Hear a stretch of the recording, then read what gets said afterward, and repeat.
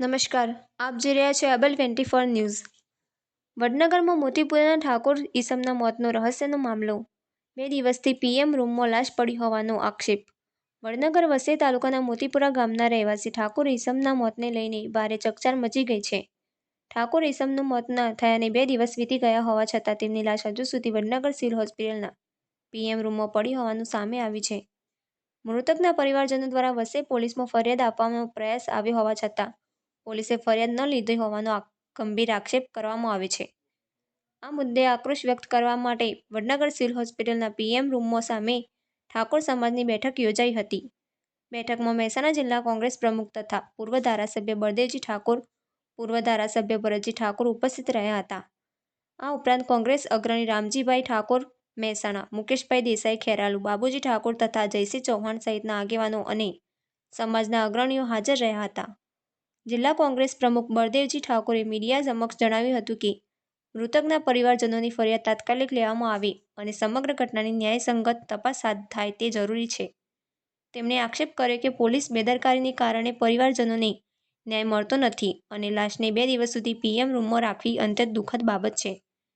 મૃતક વાઘાજી ઠાકોરના ભાઈ લાલાજી ઠાકોર સહિત પરિવારજનોના સહકારથી મોટી સંખ્યામાં લોકો હોસ્પિટલ ખાતે ઉપસ્થિત રહ્યા હતા। સમાજના લોકોને દોષિતો સામે કડક કાર્યવાહી કરવાની અને પરિવારને ન્યાય આપવાની માંગ ઉઠાવી છે।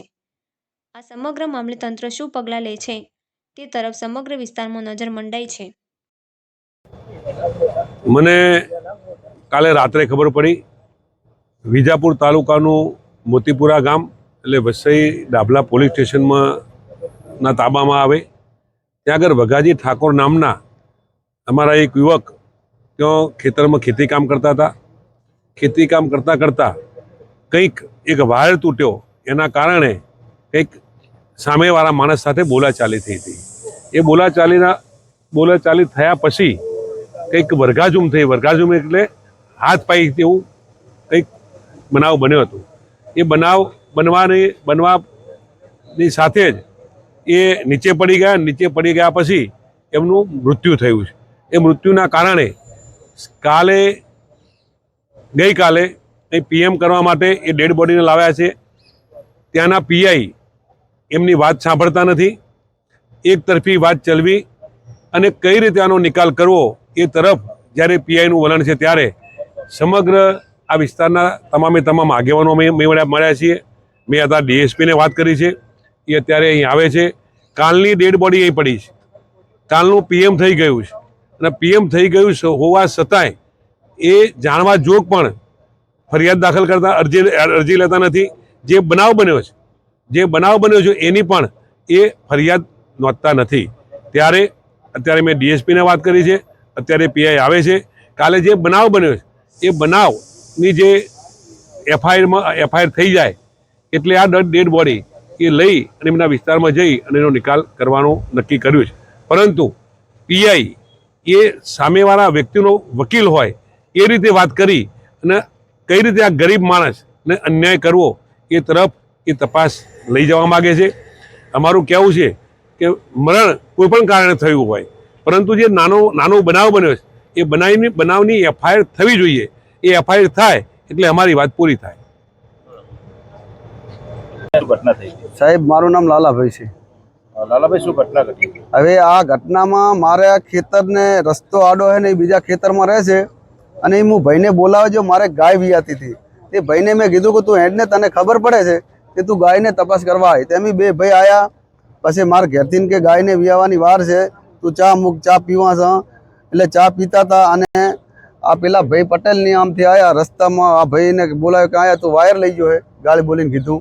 એટલે આ ભાઈએ કીધું કે ભાઈ વાયર હું નહીં લઈ ગયો હોય તો મારા ખેતરમાં જોઈએ, મારા ઘરે જાય, તું કહેતો શોગન કહું। પછી એમ કરતા હતા હું જો કે ભાઈ વાયર હું તમને કુકરવાળા લઈને આલી દી, મેલો ડફોળો। એમ કરીને હું આવ્યો અને ગાય ને કૂતરું હતું જોવા જો અને આ ભાઈએ બૂમ પાડી, મને અવાજ આવ્યો, થોડોક ઓઠે હતો સાપરામાં, કે દોડ તે મૂજ્યો। એટલે ચેમ આમ કરો છો?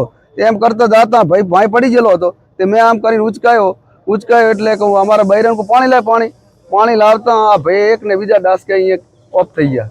આ બોડી તમે ક્યાં લઈ ગયા હતા? બોડી અમે કુકરવાડા લઈ ગયા સાહેબ. ઉપકરવાડા લઈ ગયા ત્યાં પોલીસનું કેવું એવું છે એક્ઝિક્યુટિવ મેજિસ્ટ્રેટ મામલતદાર રૂબરૂમાં બોલાવવામાં આવ્યા, ત્યાં પંચનામું કરવામાં આવ્યું, ત્યાં આગળ તમે એવું કીધું કે અમારે પીએમ કરાવવું નથી. ના એટલે અમે પીએમ કરાવવાનું હતું સાહેબ, પણ આ ભાઈને એવું કીધું પેલા લોકો જે ખેતરમાં રહી કે તમે પીએમ કરાવવો ને આવો કેસ બેસ કરવો હોય તો અહીંથી ભાગી દો.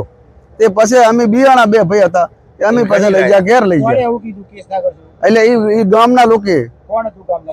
આ ભાઈ 20 વર્ષથી રહેશે. તો તમે ઓળખતા છો? શું નામ હતું એનું? ફોન આવ્યો હતો સાહેબ. કોનો ફોન હતો?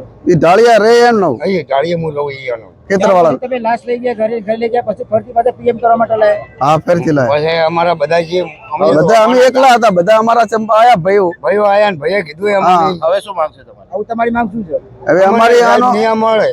અમને અહીંયા કર્યો છે નિયા લાવો બધા તમે અમારા ભાઈ છો સમાજ છો, અમને આનો નિર્ણય લાવી દો. તમારે આવી ઘટના ઘટી તો તમે પરિવારમાં કે તમારા ગામને કોઈ ફોન કરીને જણાવ્યું છે ને પહેલા? આઈ જાય ને બધા રાને ભાઈ છે ને. એ વખત તમે લાશ ત્યાંથી લીધી વખત મામલતદારમાં તમે એવું કીધું તમારે કઈ પીએમ નહીં કરો એનું કારણ શું? હજુ એટલે પણ ધમકીથી ના પાડી છે સાહેબ.